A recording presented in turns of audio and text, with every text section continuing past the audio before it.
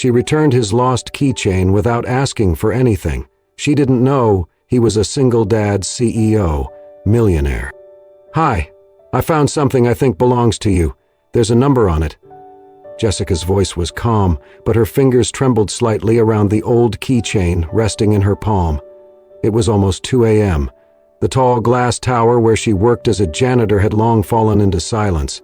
The echo of her footsteps had been her only company until she spotted the object lying just beside the emergency stairwell door on the 23rd floor. Small, metal, scratched, but unmistakably personal. It had a child's drawing on it, etched into a plastic charm, a stick figure with a cape and the words, "Come home safe, Dad," scribbled beside a faded heart.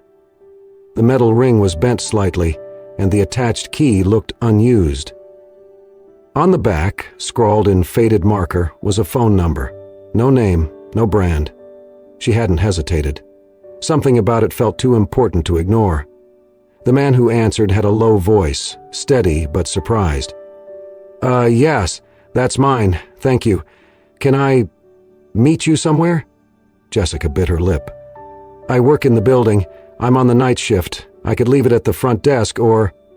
I'll be near the parking garage in about 20 minutes. Pause.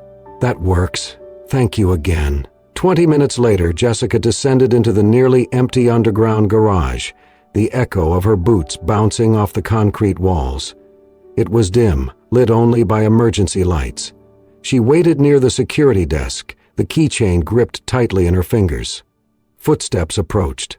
A tall man in a dark hoodie appeared from the shadows.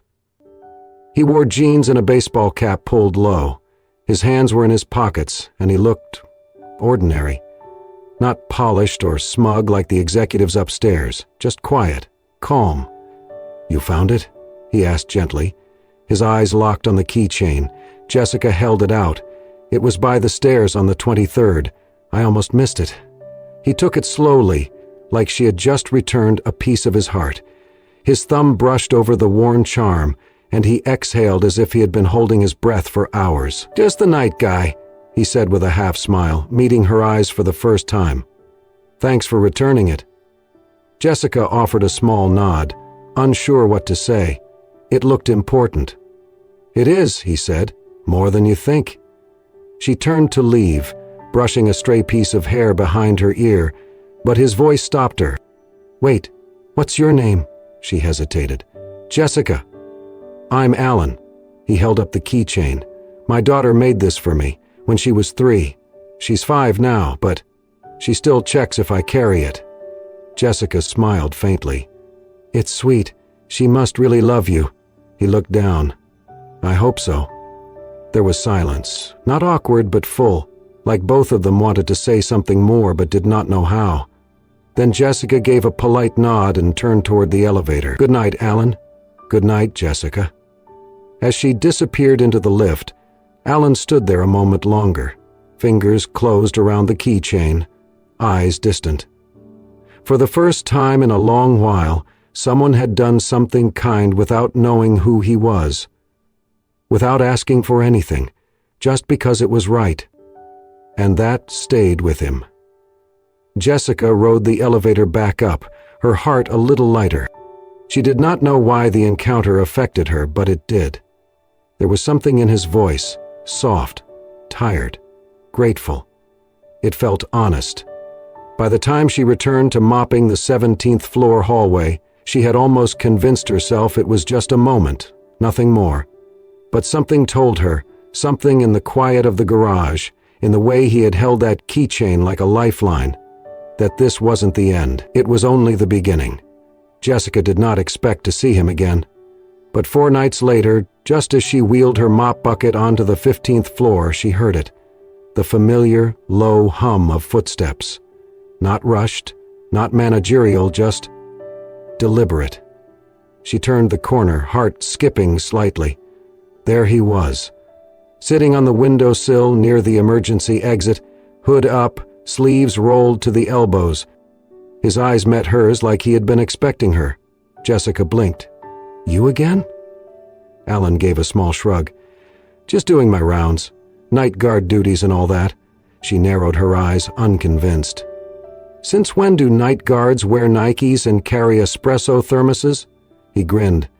Budget cuts, no uniform. She almost laughed. Instead, she leaned her mop against the wall and walked closer, arms folded. You're really committed to this bit. Alan patted the ledge beside him. Break time. I promise I won't write you up. Jessica hesitated for just a second before she sat down beside him. What if I write you up? He glanced sideways. I take it, but only if you let me explain the coffee situation. I come bearing caffeine. She accepted the cup he handed her. Still warm, still tea. He remembered. They sat in silence for a few beats, the quiet hum of the building around them. Jessica's ponytail was slightly askew, and she smelled faintly of citrus cleaner and old pages. Alan noticed and smiled. You always clean this floor first? He asked. She nodded. It's the only one with decent airflow. Doesn't smell like printers. He chuckled. Good strategy. A pause. Then he asked, So what's the end goal? You can't want to clean floors forever. She glanced at him, surprised by how gently he asked. I want to open a bookshop, she said finally. Second hand. Maybe with a little tea bar. No Wi-Fi, just soft chairs and time. He looked impressed. You've really thought about this? Jessica smiled. Every detail, even the chalkboard menus. I've drawn it 100 times in my head. I'd go there, Alan said quietly. She looked at him. You read? Sometimes, he said, sipping. Mostly to my daughter. She's 5. Won't fall asleep until I tell her some ridiculous story about dragons or dancing bears. Jessica's lips curled. Sounds like she runs the house. She does, he admitted. I just pay the bills. They both laughed, trying not to let the sound echo too loud down the hall. Suddenly Jessica leaned in, mock whispering. Are we going to get in trouble for loitering? Alan whitened his eyes. Extremely. I've already filed 3 complaints against myself. She covered her mouth, stifling a giggle. Careful! If someone sees you, they might expect you to actually fix a broken light bulb. He leaned back, feigning horror. Don't ruin my perfect cover. For a moment, the corporate high-riser didn't feel sterile. It felt like a place where 2 strangers with hidden lives could meet between mop strokes and fake security rounds. Jessica finally stood, brushing imaginary dust from her pants. I've got 10 more floors. You should get back to pretending to be useful. Alan hopped off the ledge. Then I guess I'll keep pretending tomorrow. She turned halfway, looked over her shoulder. Same time. Same time, he confirmed. As she wheeled her cart away, Alan stood still for a moment longer, watching her disappear down the hall. Then he slipped a keychain from his hoodie pocket, just to check it was still there, and smiled. They didn't know what this was yet, but it was growing, like a secret planted between floor tiles and late-night laughter, and they were both just curious enough to let it. Jessica found him already waiting the next night, same bench, same hoodie. But something in his posture was different, more open, like he had something on his chest he was finally ready to set down. She sat beside him without a word. The usual teacup waited for her on the ledge, and she accepted it silently, wrapping her hands around the warmth. After a long pause, she whispered, Do you ever get tired of hiding? Alan glanced sideways. You mean the hoodie? Or the rest of it? Jessica gave a tired smile. Both. He nodded slowly. Yeah, more than I admit. She took a sip of tea, then spoke without looking at him. My dad left when I was 10, just walked out. One day he said he was going for gas, never came back. Alan didn't interrupt, just listened. My mom got sick the year after, she continued. At first it was just fatigue. Then it became something scarier. I dropped out of school to work, been scrubbing office floors ever since. She exhaled. It's funny, I don't even know what I'd say if I saw him again. Maybe nothing, maybe just, Why did you make me think men disappear? Alan's voice was quiet. I don't have an answer for that, but I can tell you this. I almost became that man too. Jessica looked up. I wasn't a great father, he admitted, eyes cast down at his hands. Not in the beginning. I thought working late, Making money, covering bills, meant I was doing my job. He took a breath, steady but slow. But then one night, Julia, my daughter, asked me something. She was holding one of her drawings and she said, "Why do I only see you in pictures, Daddy?" Jessica's eyes widened slightly. Alan's voice cracked just a little. She was 4. And she said it like she wasn't angry, just curious, like she had already accepted it. Jessica was silent.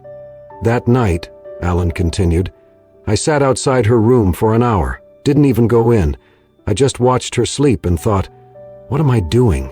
He swallowed hard. I changed after that. I come home early now. I read her bedtime stories. I eat dinner with her, even if it's just cereal. I don't take meetings after 6, and I never leave without saying goodbye. Jessica was quiet, letting the words settle. Then she said softly, "She's lucky." "I wasn't always the man she deserved," he said, "but I'm trying to become him." There was a long pause. Then Alan turned to her. "You know why I noticed you that first night? You didn't ask questions. You didn't expect anything, but you saw something important and treated it with care." Jessica blinked. "You show up," he said simply, "even when no one's watching." "That's rare." She looked down, unsure what to say. No one had ever said something like that to her. Alan let the silence stretch before he added, "I think being present isn't just about being there, it's about showing up for people.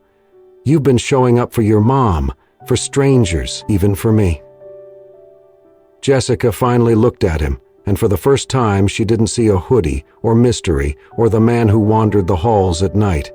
She saw someone who had lost, who had learned, and who had chosen to stay, and something inside her shifted. Just a little. Just enough. She set her cup down and said softly, "It's nice not having to carry all the weight alone." Alan nodded. "You never should have had to." For a moment, nothing else mattered. Not titles, not money, not secrets. Just two people in the middle of the night, finally seen by someone else. And sometimes that was enough to start healing. The next night, Jessica found a paper cup waiting for her on the handle of her cleaning cart. Steam curled from the lid, still warm, still fresh, as if someone had timed it just right. Like they knew when she'd arrive. Taped neatly on top was a yellow sticky note with handwriting she recognized now. Clean, slightly angular, too careful for someone casual. "You said you couldn't sleep. Hope this helps." Jessica stared at it for a moment, the corners of her mouth curling. She looked up and down the hallway, empty. She lifted the cup and brought it to her nose. Chamomile, gentle, familiar. The scent hit her deeper than expected, like a memory she didn't know she missed. She took a sip, letting the warmth run down her throat, slow and soothing.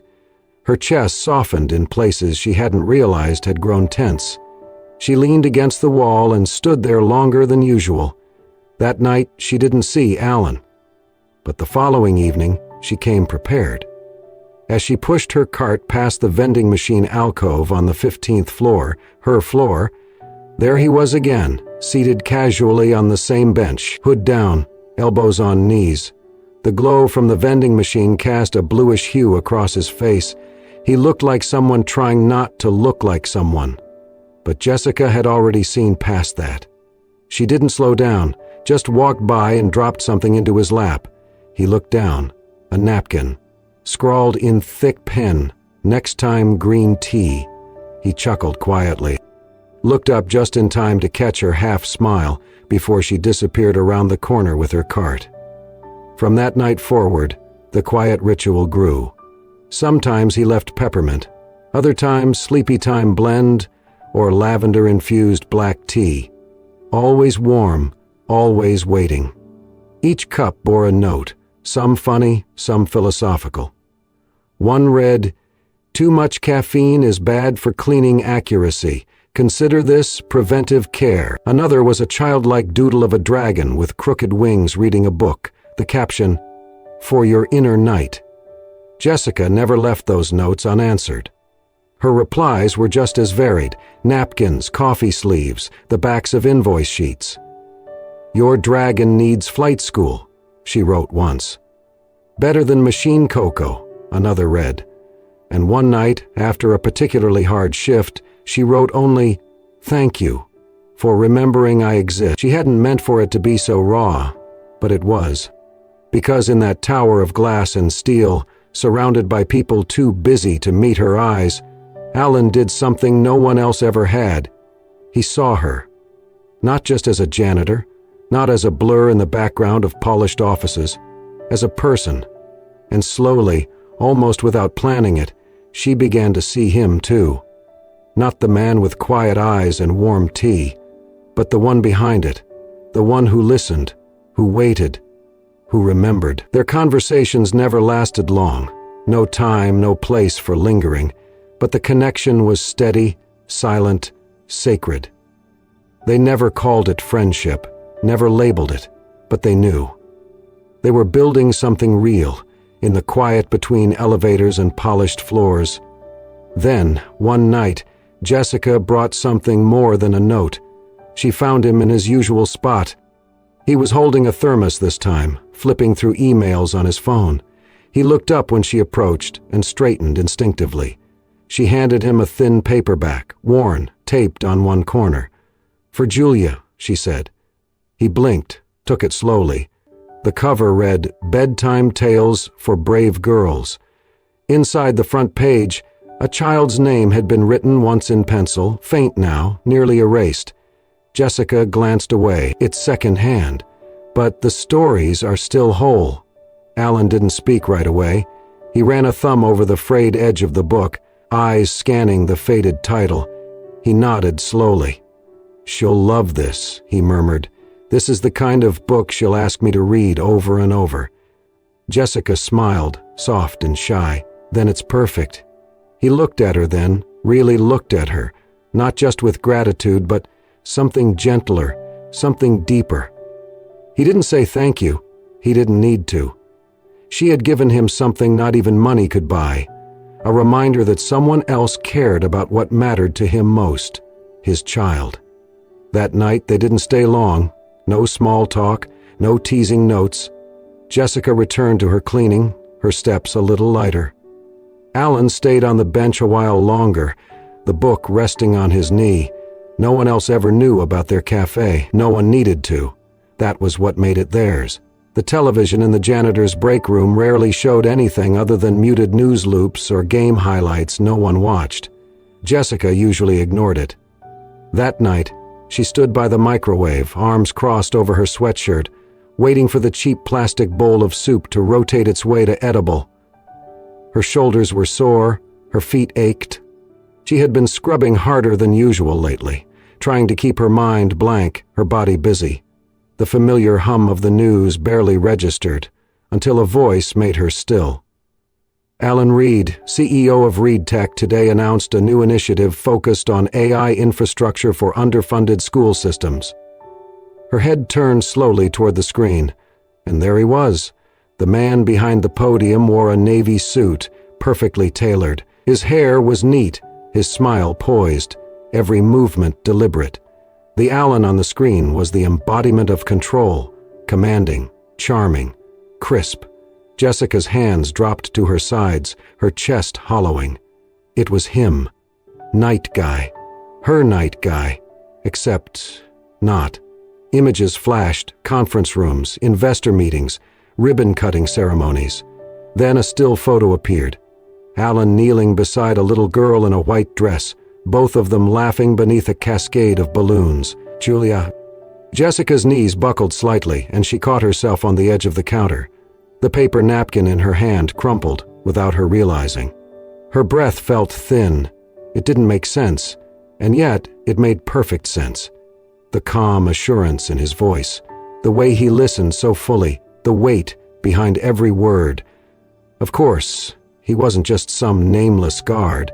Of course, the warmth and gravity he carried belonged to someone powerful. But he never said. He never told her the truth. No warning, no explanation, just pretended. Let her pour herself out night after night while he drank his tea and held on to his secret. Jessica felt her stomach twist. He had lied. Or maybe not outright, but he'd allowed her to believe something false. He had worn the hoodie-like armor and let her think he was one of her people, the late shift, overlooked kind, the ones who swept around important people like ghosts in the night. She wasn't mad that he was rich. She was mad because he let her be vulnerable with a stranger while hiding who he really was. She left her soup on the counter and walked out before it finished spinning. The next night, she didn't go to the 15th floor, nor the one after that. She changed her route, asked her supervisor for earlier hours. She made up an excuse about needing more daylight to help care for her mom, anything to not have to face the places where they used to talk, where silence had once been comfortable, shared, even sacred. Now it just echoed. He still left tea for her, carefully balanced cups on her cart handle, right where he used to place them. The first one was chamomile, then came green tea, then peppermint. No notes, no jokes, just the warmth and the ache that came with it. She didn't touch them. Not because she didn't want to, because she wanted to too much. She scrubbed harder, cleaned with a fury that didn't match the soft music in her earbuds or the hush of the building. Her notebook filled with things she couldn't say: anger, confusion, betrayal, and guilt. Because the worst part wasn't the lie, it was that she missed him, his laugh, his dumb dragon drawings, the way he said, "You always show up," like it meant something sacred. The way he saw her without once trying to fix her. That was the part she couldn't forgive. Not him. Herself.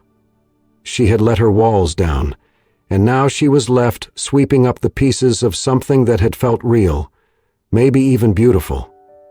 1 week passed, then 2. Still, she stayed away. Still, she told herself she was fine. But every night, when she parked her cart for the last time, her eyes drifted to the cup holder, empty, hollow like her chest. Until one night, there was something there, and this time, it wasn't tea.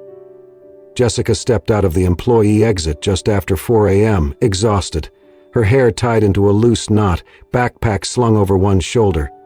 The street was still asleep, painted in quiet shadows and flickering orange streetlights. She almost missed him. Alan was sitting on the cold concrete steps, elbows on his knees, head down. No suit, just jeans, sneakers, and the same old hoodie. When he looked up at the sound of the door, their eyes met, and she stopped. She didn't speak. She didn't move. He stood slowly, not rushing, as if afraid she'd bolt. "I've been waiting here since midnight," he said. Jessica crossed her arms. "You shouldn't have. I know," he said softly, "but I had to see you." She didn't say anything, just stared, her face unreadable. "I didn't lie to you, Jessica," he continued. "I just didn't say, because for once, I wasn't a CEO. I wasn't Alan Reed with a calendar full of deals and handshakes and headlines. I was just a man drinking tea with a woman who saw me." She exhaled slowly, shaking her head. "You let me believe you were someone else." "I let you believe I was someone simple," he corrected, "because being with you made me feel like I could be." He stepped closer, cautiously. "And maybe I wanted to see if someone could like me, without the name, the title, the money." Jessica's throat tightened, but she held her ground. "So this was a test?" "No," he said quickly. "It was real. Every moment, every cup of tea, every napkin note. I didn't plan any of it. I just didn't want it to stop." She looked away. Alan took a breath, then spoke again, slower this time. "My wife died when Julia was 3. A sudden illness. We didn't see it coming. One day she was making pancakes, the next she was gone." Jessica's eyes softened despite herself. "After that, Julia stopped talking," Alan continued.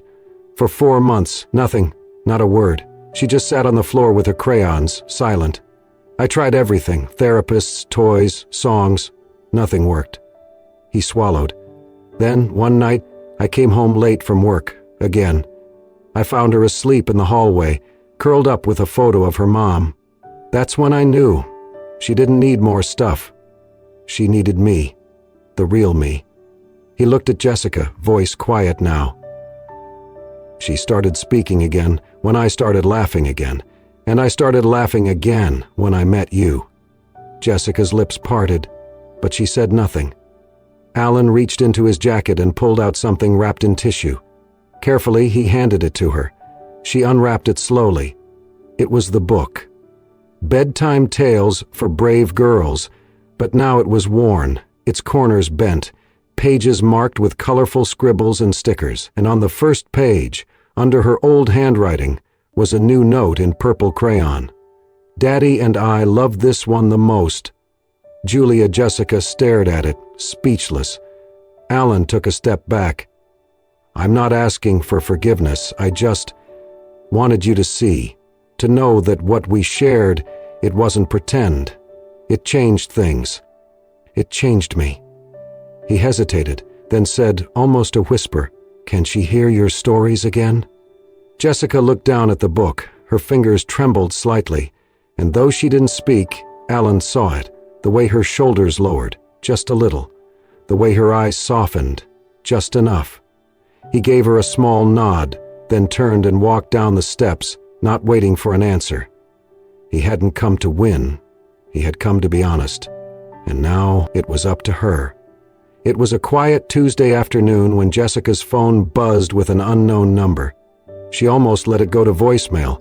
Most unknown numbers led to bills she could not pay or spam offers pretending to care. But something about the timing, the stillness of the room, the sunlight falling through her faded blinds, made her swipe to answer. "Hello?" There was a short pause. Then a tiny, trembling voice. "Miss Jessica?" Jessica's heart squeezed. "Yes? Who's this?" "It's Julia," the voice said shyly.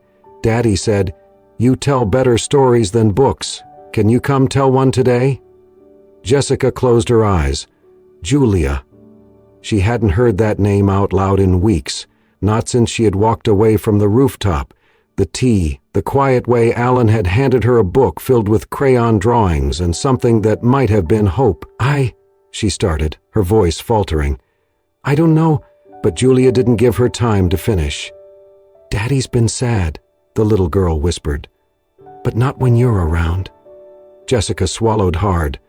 The silence that followed was heavier than any story she had ever tried to tell. She looked around her tiny apartment, the laundry half folded on the chair, the half-read book on her pillow. Her reflection in the mirror, older than 19 but younger than she felt. She didn't know him anything, but that wasn't the point. "I'll come," she said softly. 1 hour later, she stood at the foot of a narrow walkway lined with marigolds. They danced gently in the breeze, golden and unbothered by the world. The townhouse was cozy, painted a soft blue with shutters that needed repainting. A wind chime clinked faintly above the porch. Jessica hesitated, lifting her hand to knock, when the door burst open before her knuckles touched wood. Julia launched herself out with the speed of joy. Jessica caught her mid-run, her arms going instinctively around the little girl's shoulders. "I missed you," Julia said into her sweater, her voice muffled but certain.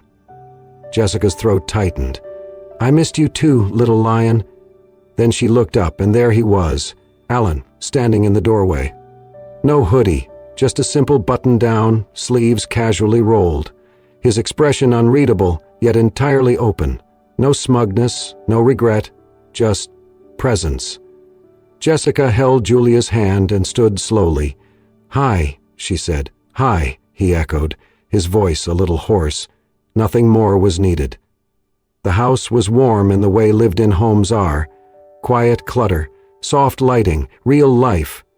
There were toys tucked beside a bookshelf, dishes drying on a rack, and a hand-drawn picture on the fridge labeled "My Family" in bright, uncertain letters. 3 stick figures. Jessica tried not to stare. She and Julia settled onto a deep gray couch, the kind that held stories in its cushions. Alan sat on the floor nearby, not intruding, not distant. Julia placed a book in Jessica's lap. Its spine was taped, pages worn and marked with sticker stars and marker hearts. Jessica smiled. You ready?" Julia nodded and curled beside her. "Once upon a time," Jessica began, "there was a small, fierce girl who lived in a very tall castle." Her voice softened into rhythm. "She gave the dragons snorts and the kings grumbles." Julia giggled, wide-eyed. Alan didn't speak. He didn't need to. The way he looked at Jessica said everything. Admiration, relief, home.